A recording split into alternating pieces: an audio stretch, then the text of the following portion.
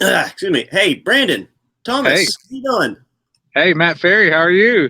Hey, I'm doing all right. We Good to should see start you. our own. We should start our own TV show, and that's how we introduce each other. We really should. And because we're a lot more entertaining than some of the other TV shows that I've seen online recently. Um, but Brandon, it's been a while since I've talked to you. I wanted to talk to you about lots of things going on right now. We were talking about earlier about what was happening on the federal level as concerning with the pandemic. The House has passed a bill extending the unemployment benefits until March. Right. Republicans are trying to cut that right now, and they're more interested in business liability. And that's funny because the state government is interested in the same thing. They're Yep. coming back in August, and it seems like all they're interested in is making sure that businesses are protected, or that schools don't face liability, even though they're rushing to put these kids back in, and no kind of pandemic relief bills or nothing to help unemployment, all that. But we could talk about all that. But I did want to ask you recently, Brandon. Yeah. Um, you recently had a COVID scare, and Yes. please tell me about that. So it was about 2 weeks ago. So I go to pick Ezra up from daycare. And they were like, it was so funny. The director actually got me aside and another parent aside and put us in the same room, which was like, okay, you're not really thinking. This is not what you're supposed to do.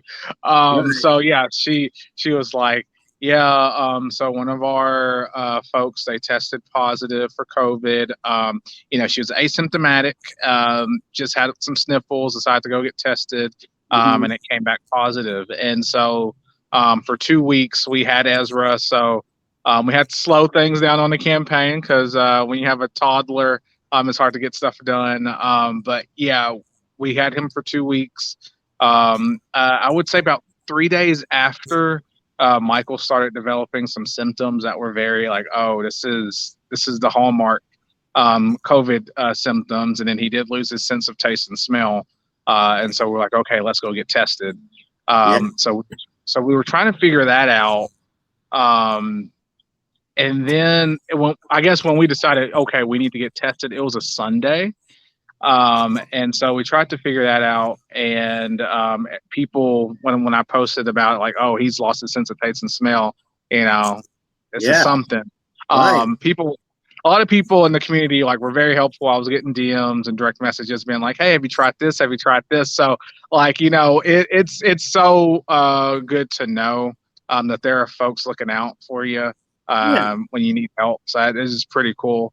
But we ended up a voter that I had contacted. This is why direct voter contact is important. I'm Facebook friends with this voter, and she messaged me and she was like, "You need to go here because I work here, and you can get a test." And I was like, "Okay." So we did that, and I will be quite honest, it was like the speakeasy of COVID testing. Because how they have it set up, it was just like this black tarp and a white X, and you would just miss it if you didn't know what you were looking for. And so we went and got tested. And so it wasn't like the State Department. It was a private institution that's doing testing. So we went and got tested, and we had Michael's results came back in first. They came back negative, and then mine came back like a day later. So it was a lot shorter window from what we were hearing, and that was one of the reasons why we actually drove to Nashville to get tested, was because we knew the State Department does not, the Health Department, excuse me, does not have their stuff together when it comes to testing. So that's a concern too. We test more than any other state, but we don't have capacity to actually test the test, right? So Yeah. that's a problem that we need to talk about, and when we get elected, fix, because these folks that are in here now ain't going to do it. Right. But we're doing well. It came. Good. I think we missed the window honestly, the test we did, and we talked about this offline, how many different tests there are. The health department is doing like the throat swab. What Mhm. we got was a nasal swab. It was like it wasn't like all the way in your nose, but it still wasn't pleasant. Yeah. Yeah, we did that. And so who knows? It may have been that we were negative the whole time, or it wasn't going to be detectable at that point using that particular test. So, yeah, we're all good. Ezra went back to school on Monday, and they are actually wearing masks now because of the mandate. Okay. Yeah, and so that's good. And the mandate was extended, so we know till like the 29th, and we'll see Right. what happens then. But Mhm. yeah, we're all happy and healthy, and I'm doing what I can to win the selection because we got to win. Yeah, that's right. Well, we've been working with different groups for years, advocating for different things. Um, and, healthcare has been a big deal for us. Just social civil rights are important. But this pandemic has really highlighted how bad it is, how bad our system is. And we're thankful that that Congress came together and passed a package that has helped people so far, but more is needed because Yeah. the pandemic is not passing. No matter how many times you try to Jedi mind trick and say it's not, that it's moving, it's here. And That and reminds me, have you seen the Axios interview that Trump did? yes, I did. Yes. Okay. If folks, if you haven't seen that, you need to stop. Well, after we get through with Yes, this, please. yeah, you need to go on Twitter because I just saw some of the clips. I'm not watching the whole thing. I just looked at the highlights. And him debating, having this piece of paper, this graph chart that's like you could see the graph line. They're like this thick, like so he can just show this person hey, look, our numbers are great. Our numbers are great. Yeah. And so it's ridiculous. It's ridiculous. And so that leadership like that trickles down, right? Right. We have a governor who's called a special session or an extraordinary session for some very unextraordinary things. Yes. Right. Right. So like to one of the big things is to pass liability to keep companies from being liable for COVID-19 related issues. It's kind of funny to think about it now, us having the scare we had with COVID. If I guess they would be technically protecting the daycare if something like that happened again, even though they weren't wearing masks probably when they should have been. Mhm. They did some things to kind of reduce the risk. I know you can't eliminate it, and I think we all understand that. But if you're not taking just the basic precautions, Right. I think you probably should be liable. Yeah. We all mess up. People don't wear their masks right. Okay, we can talk about that. But to even not have the infrastructure in place to say, hey, look, this is what we need to do to reduce the risk because we can't eliminate it, but we can reduce it. Right. Right. And, someone made a good comment right here. If there isn't a risk, why do they need immunity? I would say absolutely that's correct. And, they want to, not only businesses, but for schools, which, Yeah, if a kid goes, if they push these kids back into school and one of them dies and they try to sue the school system, sue the state over this, but they've got yeah, this shield over it, that's wrong. And this is right, one of the reasons why we're fighting to be in the state house because yeah, they've made wrong decisions about this from the very start. And you're right, it does start at the tippy top, but there is some freedom that the governor and our local mayors they do have certain the rights to pass mask mandate or different measures, and they haven't done any well, none of it. the mandates actually come from the governor. So Right, right, since we're in a state of emergency, the governor has the ability to deregulate, if you will, or give power to right. local governments. So he gave them the power to issue a mask mandate. He could give them the power to increase the minimum wage. He could Yeah, give them the that, power to Yeah, he could literally give them the power right now to determine what's best in terms of health. If that is instituting paid family leave and sick leave at the local level, at the county level, he could allow them to do that and not say, and so he doesn't have to be like, oh well, it's a state thing. No, it's Rutherford County said we needed it. Rutherford County gets it. It's as simple as that. He could allow that, Right. but he does not. Right. Yeah, no, exactly. And they saw this coming a mile away. And, when they shut down in March, they could have done certain things. They could have passed, relief funds for workers. They could have strengthened the unemployment system. They could have passed something that provided more PPE gear to our frontline workers. Testing and tracing, just like you were saying earlier, the testing situation is a mess. And I know lots of people who have think that they have gotten COVID-19, but the test results they got, which by the way took 2 weeks, they had recovered by the time they got the results. It said negative. So, I mean, that's definitely concerning. And, at the end of the day, we want the economy to be open. We want kids to go back into schools. We want everything to go back to normal. I mean, we absolutely want to change. We want workers to get more money and stuff like that. But we don't want to have these shelter in place things, but we have to. We're doing it for the safety of others. And if we had taken precautions and if we had done certain things months ago, we would be in a better position now.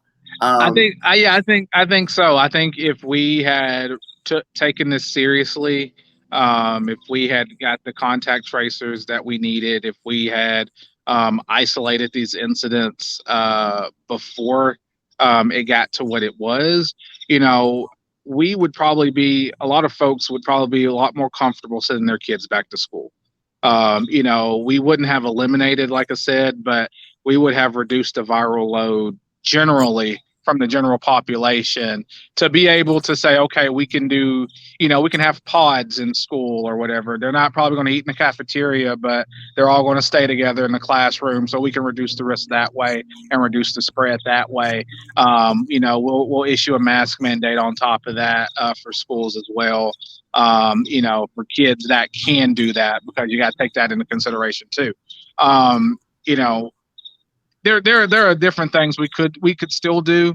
It becomes a lot harder when you have the viral load so high. We have in the state of Tennessee, no county has an acceptable viral load.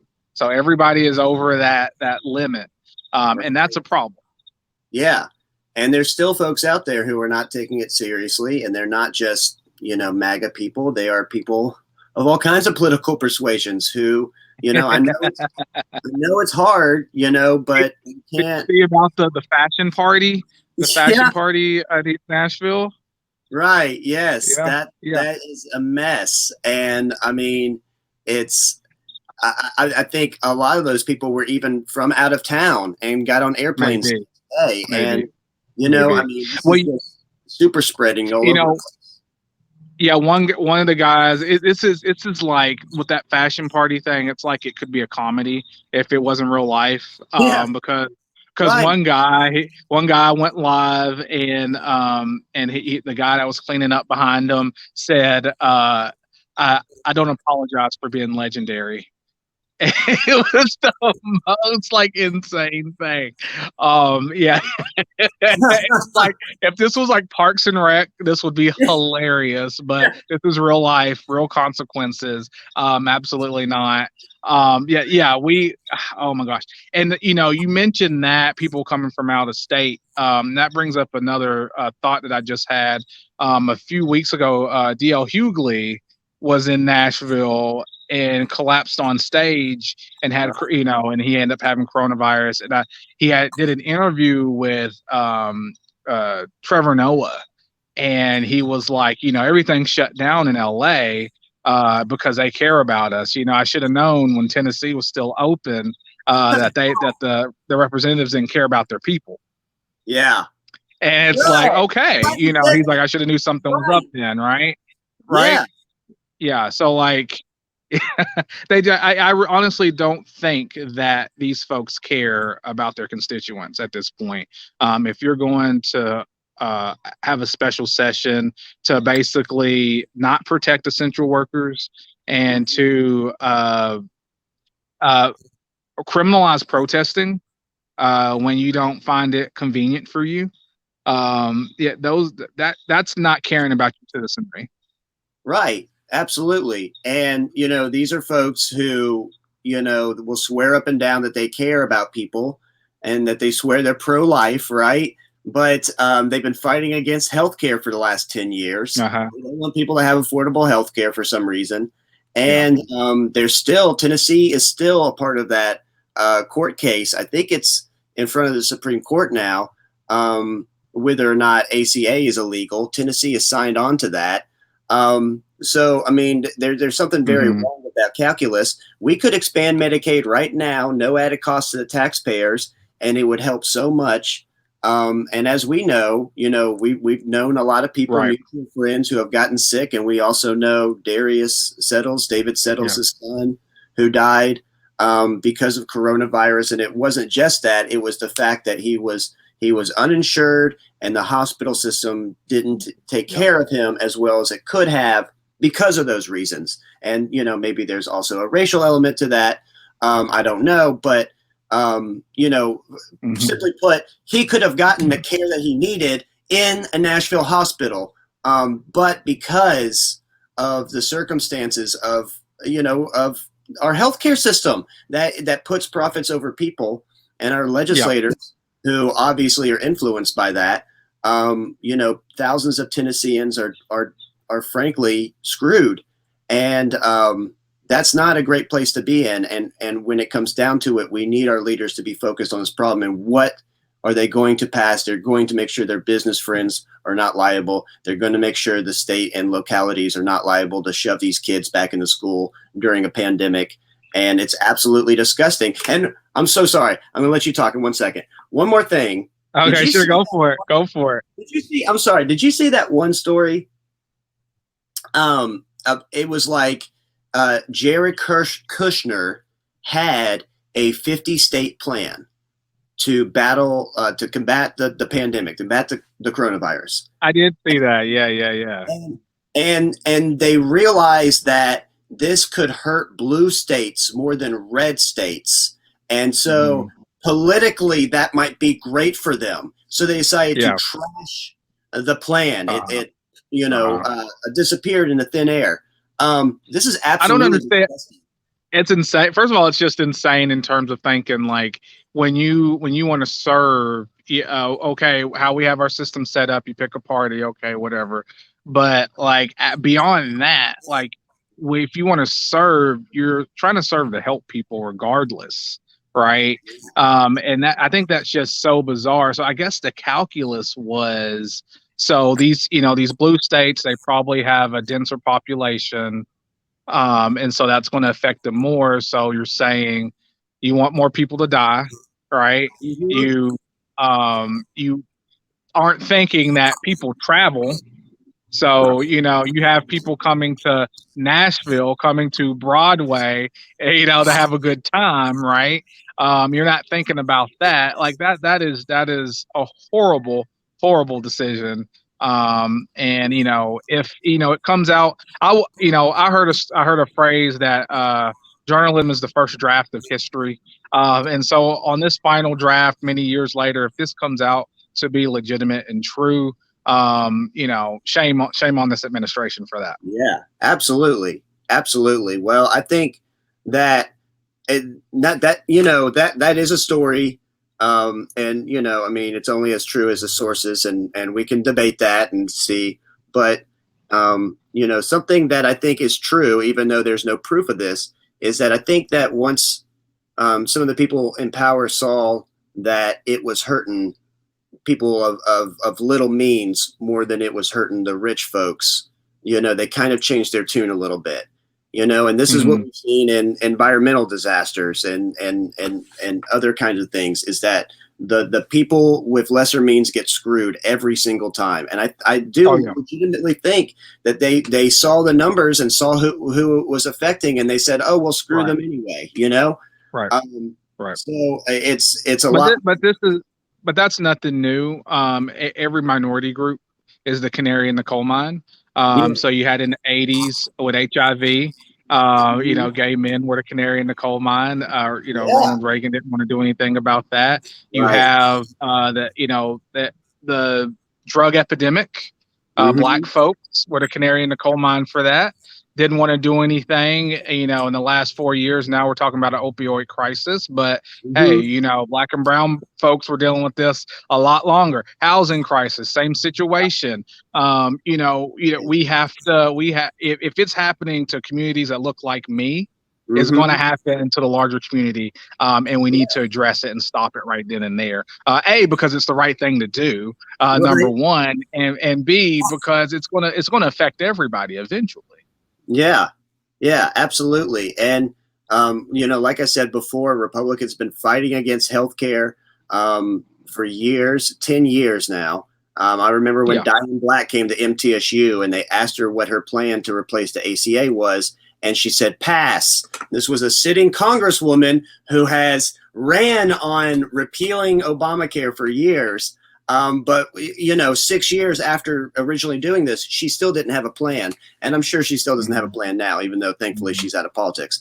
But Yeah. a person Yeah. makes a good point right here. She says, our healthcare system is pathetic, considering that Middle Tennessee is a hub of major hospital chains and insurance companies. I do know it's like 7 or 8 out of the top 10 insurance companies, healthcare companies in the country are headquartered in Nashville.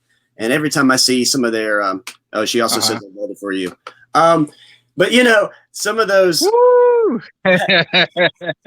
every now and then I see some kind of commercial, and it's like we're on the cutting edge of innovation of healthcare in Tennessee, and it's like, what's that? Uh-huh. What's that? What's that? What's that? Is it called RAM or something? Emergency medical. You know what I'm talking about? They set up to I have do. no clue. They set up to go. Like it's kind of like Doctors Without Borders. It's kind of like Okay. Okay. remote something Was it like medical, local? and it's Oh, you're talking about like the telehealth? it's like in East Tennessee. Like the guy Oh, is okay.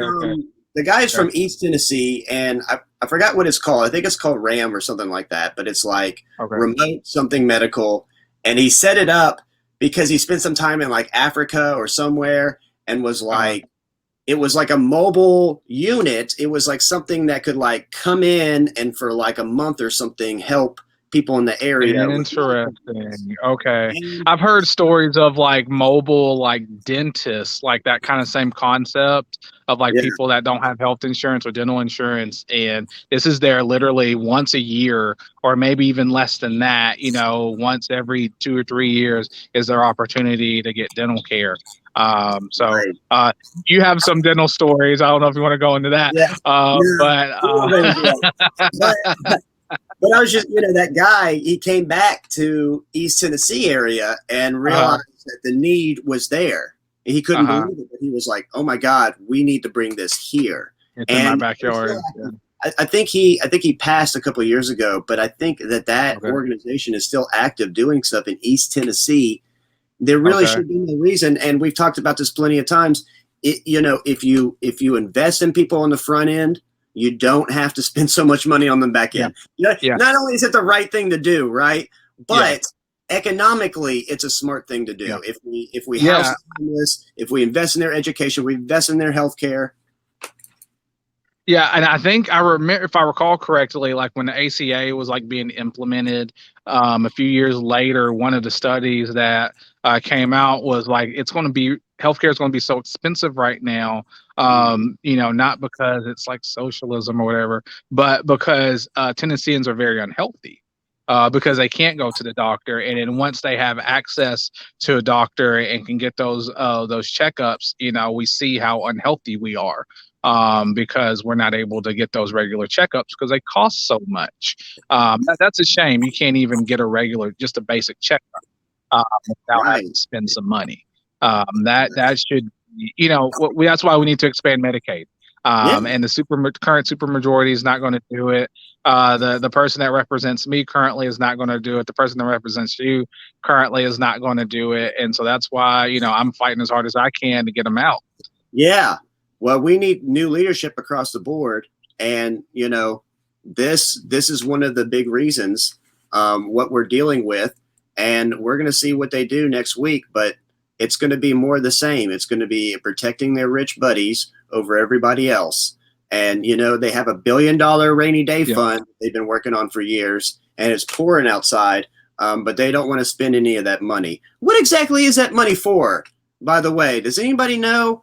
That's a good question. You know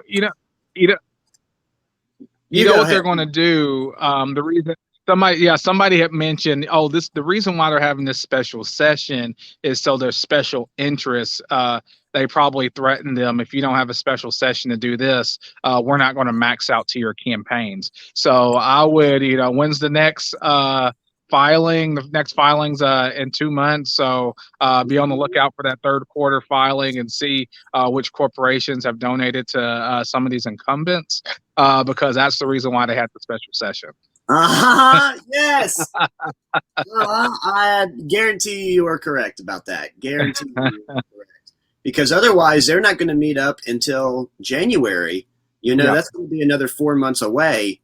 I don't think Tennesseans are going to be able to last the holidays with no unemployment benefits from the federal government and nothing, anything at all from the state. And they're forcing workers back to work. They're forcing kids back into school. This thing is getting worse. Numbers are rising, and they're still got their head in the sand about everything. So it's a scary time. So we hope that everybody stays safe and healthy. I hope that you and your family stay safe and healthy. I'm glad that was a scare and not, a serious thing. But it is a serious thing. And we know so many people who have gotten infected at this point. It's a scary thing. But this is why we're fighting. It's almost inevitable, it seems. Yeah. It almost seems inevitable because the viral load is so high. Now I think this is another point we need to make is this is why it's so important for folks to run for school board, right? So these really local races. If you saw some of the video coming out of that school board meeting, if I was those elected officials, I would be scared because people were paying attention and they didn't like what they saw. They are probably going to have challengers when challengers can arise. So I would encourage folks, if you're under 40, first time candidate, second time candidate, go to runforsomething.net. They will help you run for office. They will help you run for school board. They will help you run for commission. They've helped me out a lot. I know they've helped you. You got endorsed as well. Chase got endorsed. They're helping young folks run for office. Youngish. I mean, we're getting up there now. But but no, seriously, elections matter. And who we send to make these decisions matter. And so, I'm not saying, I appreciate the hard choices that the school boards have to make, right? I understand that kids do need to get back into school in some form. However, I don't think they chose the right path to do that. I'll just leave it at that. No, they haven't. I got actually one more question here, and I know you got to run after this, but this is a good question right here. Casey asks, how soon do you think schools are going to close, and what is your opinion on Governor Lee's stances that schools do not have to report cases? So, I think it's going to be. Oh my God! I mean, it might be a week. If not, it'll be 2 weeks. I think. What do you There think? has to be some strategy. Somebody, maybe, I think it'd probably be a week or 2 weeks, but it just depends on how much tolerance these folks want to take. Is it do we have to have a kid die? Do we have to have a relative die before they're like, oh wow, now let's close this up? Before the viral, while the viral loads, hopefully we can lower that. I don't know. Honestly, is the answer. Unfortunately, you're right about that. Someone might have to die before they take this seriously enough, or more people have to die. and and I think probably some of the strategy is what I've heard, at least for colleges, is they want to get those enrollment dollars, right? Because they got to pay people, and then they're going to close stuff down because like you're talking about a college. Come on, like yeah, Yeah. that thing's going to spread like wildfire. So Mhm. I went to MTSU, love MTSU, but Yeah. I don't know if reopening physically is the right decision on that. And the opinion on not reporting cases, I think that is trying to hide something, right? Absolutely. Like that's hiding the hard numbers. So what's Mhm. going to end up happening most likely is we're going to publicly source this information. The internet's going to step up. There's going to be, I think there's a guy that actually already tracks COVID-19 cases on his own. And I know some people have done that in different parts of the country. That's probably what's going to happen. You're going Mhm. to have a very concerned teacher or somebody that's going to take time out of their day when they hear about a case and they can get a confirmation. They're going to put it in this database for everybody to see. It's not going to be officially from the state, but it's going to be something. I think that's what's probably going to end up happening, and not reporting it and not even collecting it to have is that they know it's going to be bad, and they're trying to Mhm. hide it.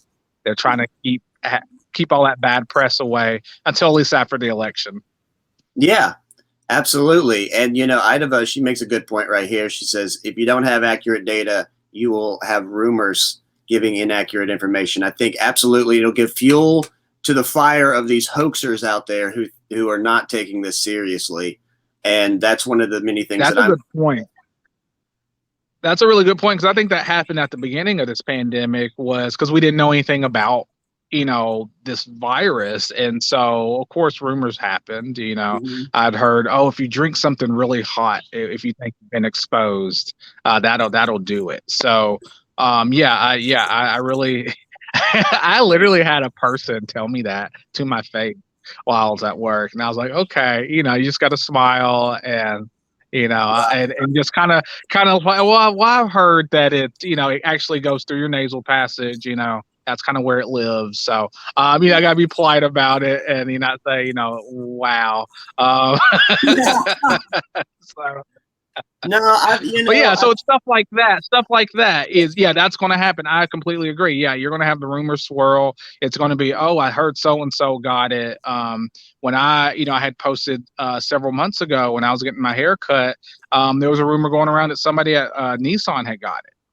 And and so it's because we didn't, and that was at the time when the counties weren't reporting. There was something going on where they yeah, didn't, because they were like, oh, well, this is personal health information, and you remember right. that, yeah. And Yeah, so from the of course, start what they've been happened? doing it. Rumors started.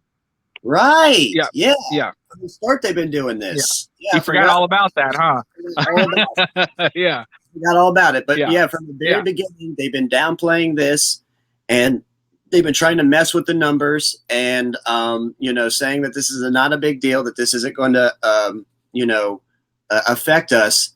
But at the end of the day, this is negligent.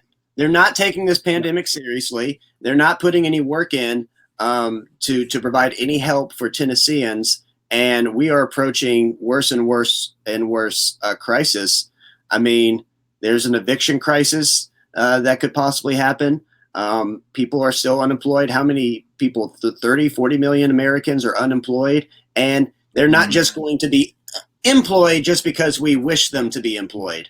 Yeah, Um, so some of these folks have lost their job. Like, some of these businesses cannot reopen.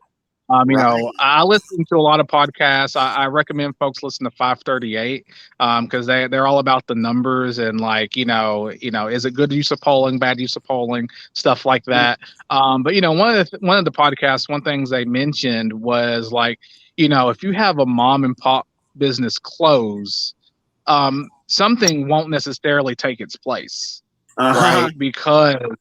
Because capital is going to dry up. It's going to be a lot harder, especially in this economic time, to get the money you need to start up another business. So yeah, Right. some people have lost their jobs because this thing has taken them out. our leaders didn't do what they needed to do to save these local businesses, except they were giving them to $multi-million dollar corporations that were doing fine. I think the airline industry is doing fine. Right. They can sell an airplane if they're, if Right. they're on, you know, Yeah. maybe they're a little bit too big or whatever. But that's a federal issue. But you know what I'm saying? Like, take that point down to the local level. There are definitely things the state could have done to ensure that smaller businesses, mom and pop businesses, stayed afloat, or figure out strategies in which that they could operate, on a limited basis and still have some income coming in, right? I don't. They're just not thinking. They don't. I don't know. I guess I don't know what it is, and it's really frustrating. And that's why we need to get elected to change it. Yes, absolutely. Well, it boils down to, politics is basically, government is basically about where you spend the money. And for years, there's been communities that have been underserved. There has, been a lot that's been underfunded, and there has been other things that have been overfunded, like the militarization of our local police forces. I don't know if we were talking about this or not, but Murfreesboro has a mine-resistant vehicle that was a gift from the Department of Justice. I think it was like an $8 million vehicle. And some people might say, oh, well, that's free. Well, for one thing, it's not free, because you're going to have to pay to fuel this thing. You're going to have to pay to maintain this thing. You're going to have to, it might have to be a special driver, certificate for it or something. You can't maybe just have anybody getting that thing. But the big question I have to ask is, what is that for exactly? Like, does Murfreesboro have a mine problem that I don't know about? Does Murfreesboro have this, it's the battlefield. It's the battlefield that didn't actually have any battles. It's that one. There might be some mines. Yeah. Right. I think they had that back then. That battlefield mentality that some people have towards law enforcement. When the reality is that we've criminalized poverty, we've taken advantage of them here in Rutherford County with that probation company that's still active in one form or another, and still taking advantage of people. They jailed people because they couldn't pay their probation fees. That's a debtor's prison right there. 940, I think it's called, is huge. Right. We shouldn't have a prison like that in Murfreesboro. I mean, it's obscene. It really is. And to see that and to look across the street, you can see where our priorities are. Absolutely. We're more interested in locking people up than we are in actually helping people. So you have any thoughts on that? Yeah, one thing that comes to my mind that somebody had said, when you have a hammer, everything looks like a nail. So when you only have one tool to use for policing, you use that tool over and over and over again. So either, the militarization of police, instead of saying, okay, what can we do? If somebody's in crisis, do you, having a mental crisis, do you really need to bring a police officer in on that? Like, because there are literally people that deal with that and go to school, for a majority of their life to handle folks that are in crisis, right? And so I think it's like reimagining things like that. We want the police to do a specific job and not stop crime, right? And so if we're having them do other things like that, they're going to use that hammer for that, because that's the only tool we've given them. Right. And so that's all I have to say about that. We have to either, I think we need to give that to the health professionals that know how to deal with that and know the signs. If somebody's going through a manic episode, they know the routine. Why would you give that to somebody that doesn't know that and thinks their life might be in danger? Because they just don't know any better on that. They didn't go to school for that. So, that's what I think about that. We could be investing in more mental health services, and exactly. Right. And someone I talked to recently, a good friend of mine, Viola Cox Wingo, she did a live stream with me about a month ago or so. She said that in some police stations across the country, they are actually integrating mental health care professionals in with the police and sending them out on certain calls instead of the police. I know that's not exactly perfect. I know they need a lot more than what they have, but it's a start in the right direction. And Nashville and Tennessee is way behind the curve. I think I heard that more people are incarcerated in Davidson County than anywhere else in the country, something like that. There's more like, per capita. Wow. In the 37208 zip code. Well, we have more women. We actually have more women in Tennessee jails than we do men now. Yeah. So that's a thing. Yeah.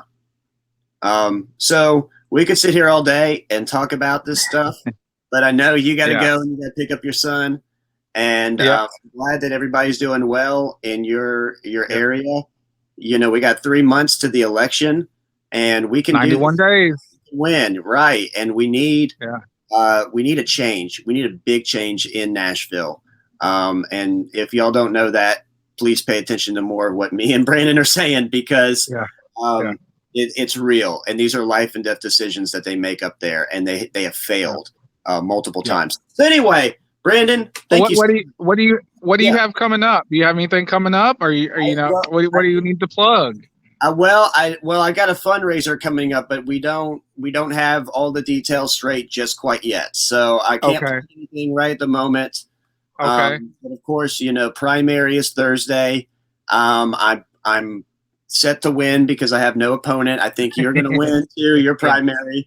So congratulations to you. Hey, congratulations to you. Yeah. Yeah. We were just talking about elections. It's every 2 years. And so really they're right around the corner. If you were mad about the results of what happens this year, I hope you are, because we need you to be involved in 22 and beyond. And 22 could be a big year in Rutherford County. All the county commission seats are up. Half of those county school board seats are up. And so those are important. We need some quality people to run for those seats. So, absolutely. We're going to be looking on recruiting, but, if anybody's interested, please send me or Brandon a message. We'll talk to you about it. But every 2 years it happens, and so many important decisions happen on a state level and a local level that most people don't realize. But a lot of these decisions that we're talking about, how, some communities have been underfunded for years and some things have been overfunded for years, and we can change that. We can reprioritize. So anyway, Brandon, it's interesting note. The mail is really late today. We are our campaign. We are needing volunteers. We're, like I said, 91 days. Please go to votebrandanthomas.com/volunteer to sign up. We need phone bankers. We're going to start texting. We're throwing the whole kitchen sink at this thing. I don't know if you saw, but our opponent actually started running ads on Sling TV, and for whatever reason, it's the caucus. He can't do it. He's doing the caucus is doing a weekend at Bernie's on his campaign because he hasn't raised any money. He hasn't disclosed his primary. So they're weekend at Bernieing his campaign in November. So he has a little ad up, but for whatever reason, it aired on MSNBC like 5 times. So they don't have their targeting correct, it seems. So that's an advantage to us. So we need all the support we can get. The election in 2018 was decided by 1,050 votes. So that means every touch is critical.